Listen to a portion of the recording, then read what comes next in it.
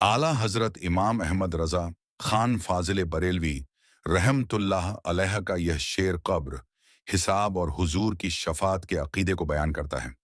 शेर की तशरीह खड़े हैं मुनकर नकीर सर पर, न कोई हामी न कोई अवर। बता दो आकर मेरे पैगंबर की सख्त मुश्किल जवाब में है। मतलब खड़े हैं मुनकर नकीर सर पर, यानी जब इंसान दुनिया से चला जाता है और कब्र में जाता है तो मुनकर नकीर दो फरिश्ते आते हैं और सवाल करते हैं। कब्र का पहला मरहला सबसे कठिन होता है और हर इंसान को इन सवालों का सामना करना पड़ता है।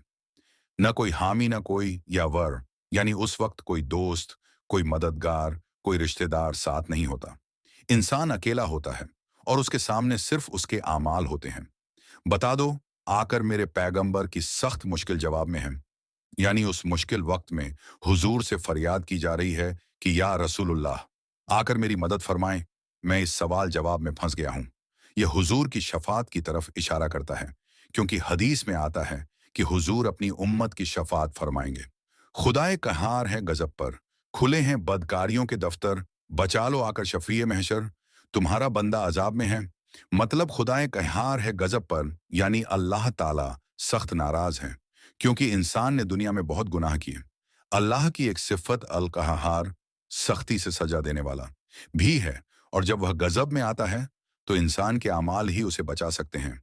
खुले हैं बदकारियों के दफ्तर, यानी हमारे गुनाहों के सारे रिकॉर्ड हमारे सामने खोल दिए गए हैं। कुरान में आता है उस दिन इंसान से कहा जाएगा, पढ़ ले अपना नाम अमाल, सूरह इजरा 14, यानी हर इंसान के अमाल का पूरा हिसाब किताब उसके सामने होगा। बचा लो आकर शफीए महशर, तुम्हारा बंदा अजाब में है, यानी या रसूलुल्लाह आप शफात फरमा दीजिए, क्योंकि मैं गुनाहों में डूबा हुआ हूं और अल्लाह के अजाब से बचने के लिए आपकी मदद चाहता हूं। हुजूर को शफ़ीए महशर कहा जाता है, यानी वह कयामत के दिन अपनी उम्मत की शफात करने वाले हैं। हदीस में है कि हुजूर ने फरमाया, मेरी शफात मेरी उम्मत के बड़े गुनहगारों के लिए होगी। तिर्मिजी कब्र और हश्र की सख्तियों से बचने के लिए हमें हुजूर से सच्ची मोहब्बत और उनकी सुन्नतों पर अमल करना चाहिए।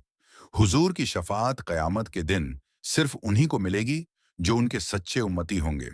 हमें अपने आमाल सुधारने चाहिए और ज्यादा से ज्यादा दुरूद शरीफ पढ़ना चाहिए, क्योंकि यह कब्र में रोशनी और शफात का जरिया बनेगा।